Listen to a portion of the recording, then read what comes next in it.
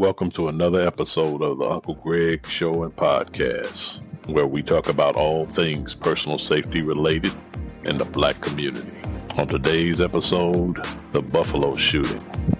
And I don't need to say anything more about that. Let's get to it. Hello, and welcome to another episode of the Uncle Greg Show and Podcast with me, your host, Uncle Greg. I'm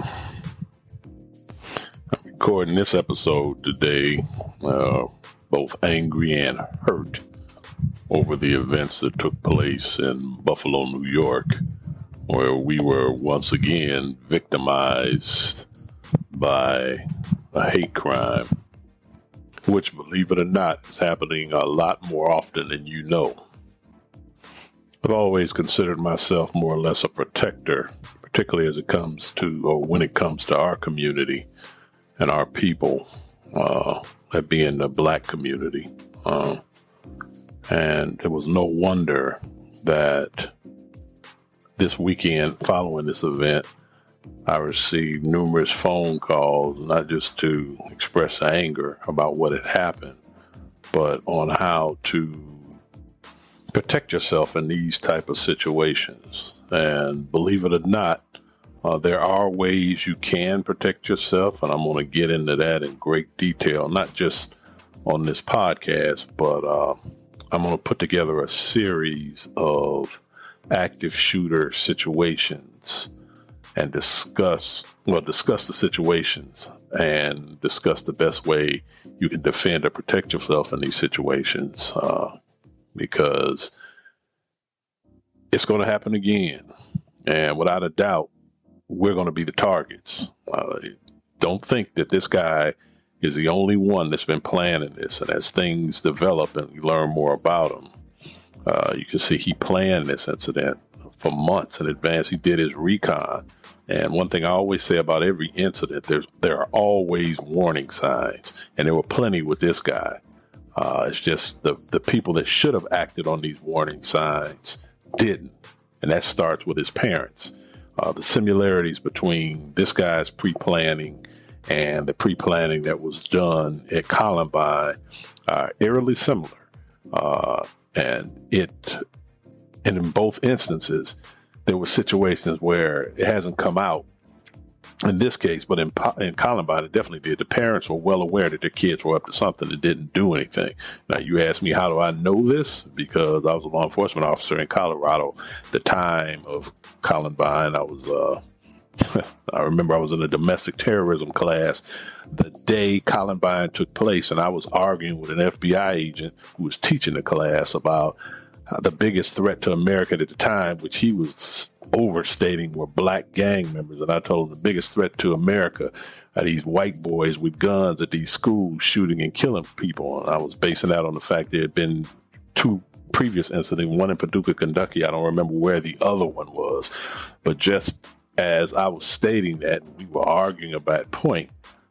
We all got paged. I was a part of a tactical unit in a mutual, and we all got paged. It tells you how long ago we got paged. But anyway, we got paged to act in a mutual response to assist Littleton PD, which is where Columbine took place. And once the incident was resolved, the law enforcement agencies that were involved in the Columbine incident, we were all required to attend a law enforcement debriefing about the incident, where everything that was discussed, particularly things that weren't discussed with the media and they weren't discussed with the larger public. It was just something that was discussed with law enforcement.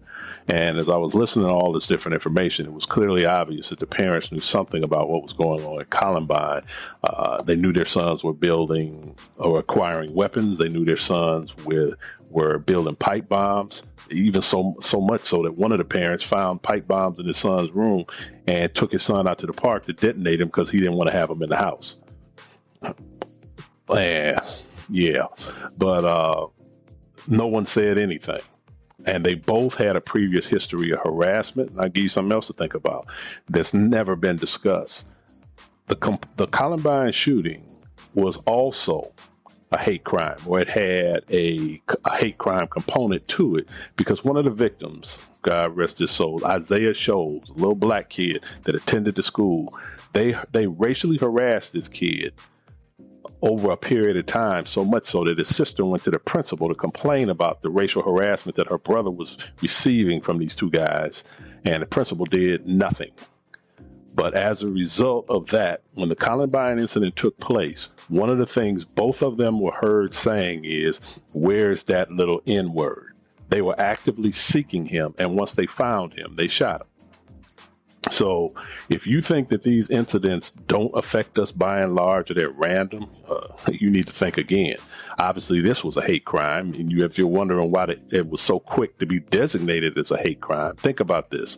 They designated this crime as a hate crime faster than any other racial, even the Dylan Roof killings.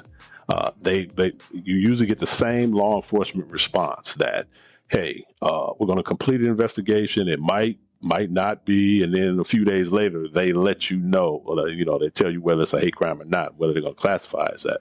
But they immediately classified this crime as a hate crime within a few hours of the incident taking place. You ask yourself why? It's simple. They knew this guy's history, they knew what he was posting, and they knew what he was capable of doing, and they also knew about his hatred for black people. But of course, they can't come out and say that, so they do the best thing they can do to cover themselves, and the fact that they had prior knowledge that this person was a threat to black people. They said they classified immediately as a hate crime, they're thinking that, hey, that's going to, we do that to please the black folk. We're on it. We're going to keep on these guys. It's too late. It's too late. It's too late because the people who should have been acting on this guy didn't. And this typifies the law enforcement response when it comes to us, particularly in incidents like this, but in the larger incidents as well, other mass shootings. That's why it's important. Should always be ready to defend yourself and your loved ones. There's a saying that goes, "Rust never sleeps." Well, the same applies to racism and hatred and evil. And you should always be on alert for these type of incidents that jump off anywhere. As you can tell, I'm well fired up about this, because this is just angers me so much that the loss of life was so unnecessary and needless. And as I said before, we continue to be the victims of these things, and it's just like, it's I don't want to say it's accepted, but hey, we move on to something else quickly. And by we, I mean the black community. This is a situation or a type of event that we should be looking to protect ourselves, not waiting on the federal government or any other law enforcement agency to step in and enact laws or any type of restriction to try to stop this, because they can't. And it is very foolish and naive for us to believe that that's going to happen. This is a macro problem. Racism in this country is a macro problem. It affects the larger community and the entire race, for that matter. But situations like these type of shootings are micro problems, and we need to start coming up with micro solutions for micro problems. We're in the midst of a macro war, and you can't win a macro war when you're not prepared to fight micro battles. And that's what we need to start doing. This is why over the next few weeks, I am going to be putting out a series of safety training videos that pertain specifically to active shooter situations. So I advise you to subscribe. If you're not subscribed to the podcast or the YouTube channel, I highly advise you to do so, because you don't want to miss this. And it's not going to cost you anything. It's free. I've been making a living off of protecting people and providing safety training, and charging folk for it. But this I'm offering free because it's that important to me, and it's that important to our community. So as I said, you need to subscribe to the YouTube channel, and you need to subscribe to this podcast to stay up to date, because I'm going to be putting out information, safety information continuously. And if you're not subscribed, you're going to miss out. I guarantee you're going to miss out because you're not going to receive any type of alerts to tell you what I'm doing. And I'm not paying for any advertising to put it out there that I'm doing this. This is something that's going to be strictly for the people that subscribe to this channel and subscribe to this podcast. And the information to do both are right there at the bottom of the description of this podcast. It has a YouTube channel address. And you know you're listening to this podcast, so it's easy enough for you to subscribe to it. All right, that's enough of that. I am going to give you a brief summary of some of the things that I'm going to be talking about when I put together these training videos, safety videos, or whatever you want to call them. But you need to be aware of the situations where you are most likely to be a victim of a mass shooting. And generally, they are schools, churches, mass shopping venues, and mass entertainment venues. Now, I'm generally not going to go into any type of discussion about safety at schools because the schools take care of that themselves for the most part. And another reason, most of us who are listening to this podcast are through with school. So unless we have kids or grandkids in school, I'll touch on some things later on, but I'm not going to place the main emphasis on discussing the school shootings as a portion of the safety training. Something else that, mass shootings have taken place in other locations such as massage parlors, nail salons, and restaurants. And, some of these have taken place recently. As a matter of fact, right here in Dallas, we had some Asian nail places. They just had a mass shooting. Thankfully, no one was killed, but 3 ladies were shot that worked in a parlor, and that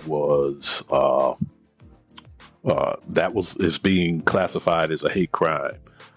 We also had the church recently, church in California, just a day or so ago at the time that I'm recording this podcast, where there were 5 people shot inside a church. Now, and what's so interesting about this, it's being classified as a hate crime as well, but this is Asian on Asian hate crime. It's interesting that because I guess it's a conflict politically between the Chinese and people from Taiwan, and this spilled over into this church with the perpetrator being Chinese and the victims being Taiwanese. But what's interesting about this, how quickly they classified that as a hate crime when it's Asian on Asian hate, but when black people commit crimes against one another, they classify that as black on black crime. But hey, I've never seen it where because a Nigerian committed a crime against somebody from the Bahamas, classifying it as a hate crime because they might have different political views. So this is something unique. I've never seen that before, but more on that later. You also need to be aware of that this is not the first time black people have been killed in a hate crime in a grocery store. Back in 2018, Gregory Bush killed 2 black people at a Kroger's in Jeffersontown, Missouri. Now, this guy espoused racial views, and it took him forever. I'll do some checking because I don't know if they ever did classify this as a hate crime. Thankfully, there was another brother that was out in the parking lot that was coming to the Kroger's, and he was legally carrying a firearm and engaged the suspect, Gregory Bush, in a gun battle, which stopped him from hurting or killing anyone else in the store. Ironically, as Bush was walking away, he encountered a white guy with a pistol, and they both pointed their weapons at each other, and Gregory Bush said that, I won't shoot you if you don't shoot me because white people don't kill each other. And the guy lowered his gun and let Gregory Bush get away. So that's something to think about. It just tells you that we have to put ourselves in a position, or a better position, to defend ourselves, make ourselves more aware, and that there are people out there that want to kill us for one reason, and that's the color of our skin. Now, if you're one of those coon sympathizers that think this is being blown out of proportion, or even worse, make excuses for this type of behavior and this type of action and this type of event, get off my podcast and stay off. I don't want any coons on there. Let me just say that up front. And I'm going to do a whole podcast on coons who are doing more harm to the race than anybody else. and you need to be aware of who they are if you haven't figured it out already. But this is for Black people who are concerned about Black people and want to keep themselves and their families and loved ones safe. As I said before, that doesn't mean that I can't have listeners from all other races, because some of this safety information applies. It's a universal application. That's who I've been training. So you're more than welcome to tune in. But if you're coming over here with plans to be disruptive, I'll tell you right now, keep it moving and go somewhere else, back in the shadows where you belong. And finally, if you're one of those people that live by the mantra, I refuse to live my life in fear, well, you don't have to. But if you're not aware and you're not prepared, which is what this is all about, your life might not last that long, because situations like this can happen anywhere and at any time. And I know you don't want to get caught on the short end of the stick by not being aware and definitely not being prepared. So like I said before, subscribe and sign up to the podcast and the YouTube channel as well, because it's about to get rough. So until the next time, stay alert to the evil that might be right in front of you, and be safe. Thanks for listening to this episode of the Uncle Greg Show podcast. Be sure that you like, share, and subscribe this podcast on all social media platforms. And if you have any comments, feel free to email. The links and details for all social media platforms and email address for the Uncle Greg Show podcast are contained in the details section of each podcast.